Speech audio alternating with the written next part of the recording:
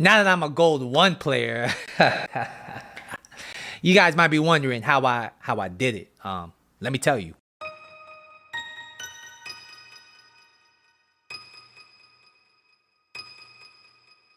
Drag back,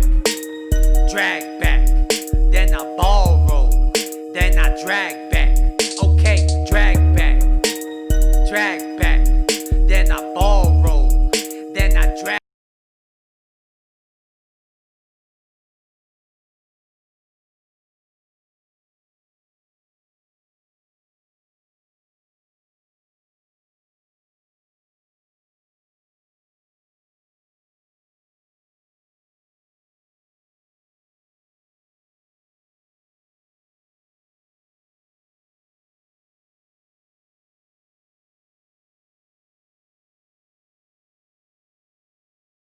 Yo, what's good, guys? It's your boy, One Star Week, and we are back for another video today.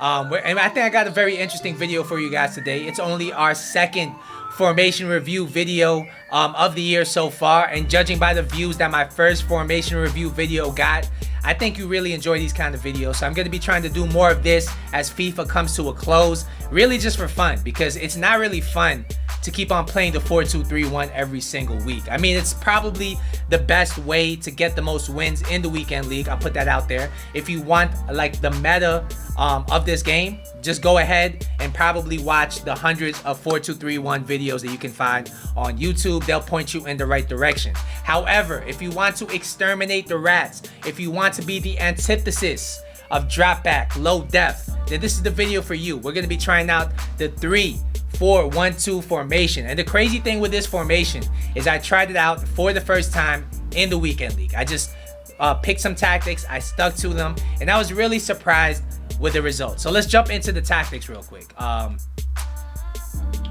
So this is the 3-4-1-2 formation, and these are the tactics I used. I used press after possession loss because I feel like if you're using 3 at the back, if you're trying to play attacking football, you might as well commit. I mean, what's the point of playing drop back or balanced when you're playing 3 at the back? I don't really see the point of that. So I decided to go press after possession loss. I made my width pretty low, so that way when I was getting countered, I had my 3 defenders compact pretty much. I had 6 depth.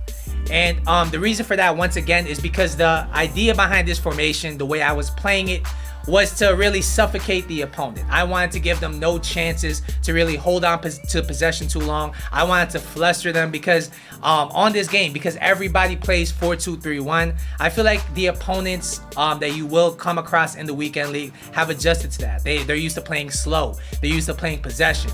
The goal of this defensive style is to disrupt all of that, and I really thought that this defensive style that I did use really was effective at doing that. Now we're going to move on to the offensive style. I have fast build-up, and I had 7 width and 7 players in the box. And that's a very aggressive way of playing. And what I will say is that I had mixed feelings on the fast build-up in particular.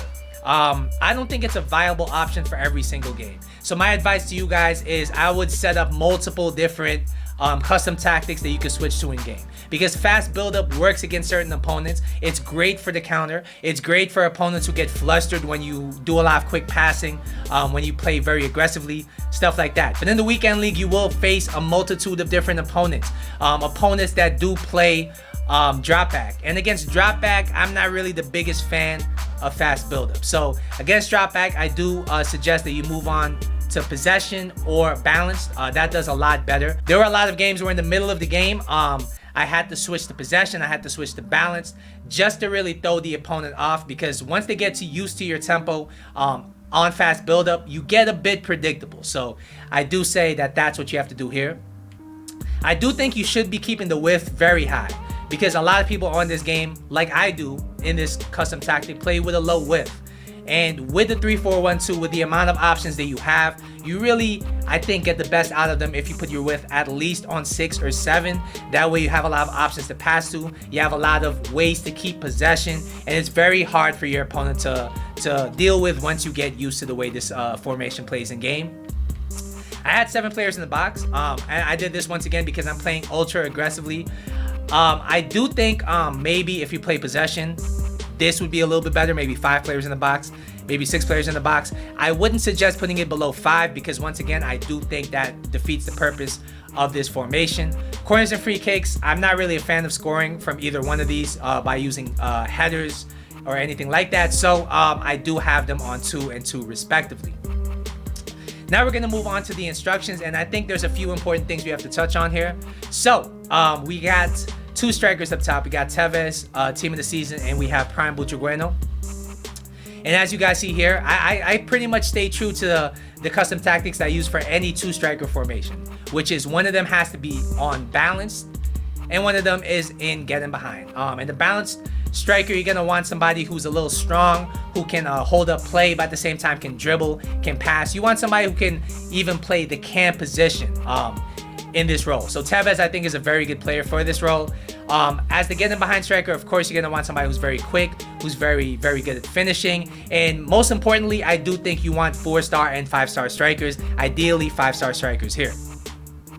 At the cam position, I did have a tall playing there. I think that you do want, once again, ideally a 5-star player, especially in the cam position, because in this formation, I do think they're the most important player on the team. They're the ones who really link the midfield, who really connect the attack together, because it's a very quick moving formation the way I have it set up. You're gonna have players flying everywhere on the pitch, and you're gonna need somebody to link them together.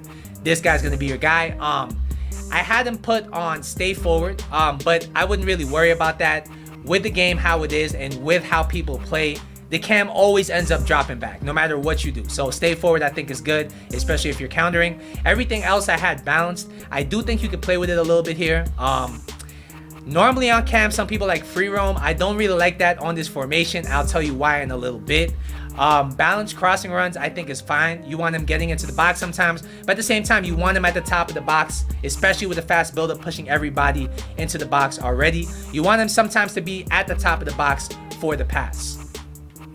On the wide mids here, you're gonna see why I don't have my cam on free roam. Because on the wide mids, I have them on free roam. And it's something I've never tried with a 3 at the back formation, and I found that I really liked it. And I think this is the key to the way this formation really created a lot of chaos in the box. The free roam tactic really has your wide mid sometimes tucking in, sometimes going straight ahead, sometimes going wide. And it really makes this formation very unpredictable at times, and it makes it very chaotic for your opposition to defend. And I really enjoy the free roam tactic. I had them both on comeback on defense, and keep in mind here, these guys are not as far back as a 3-5-2. In the 3-5-2, your wide mids are going to be a little bit further back, so they'll function almost like wing backs. In this formation, they are very much wide midfielders, almost like wingers. They're very pushed up, so you want them to come back on defense to really help out when you're getting countered. I think ideal players you'd want in this position are players like Perisic or players like Shapeshifter Marcelo, players who can play either fullback or winger and do a lot of things very well. Ideally, you want as much pace and physical as possible on these players. And my suggestion here is to have one defensive winger like Perisic, somebody who can still attack, but at the same time has some decent defensive stats. Perisic has 72 defending, which is already good. He has very good physical. On the other side, you'd want somebody who's a fullback who can also attack. Marcelo is perfect here. He has decent finishing, but as you guys know, Marcelo is first and foremost a defensive player, and it plays very well with this formation.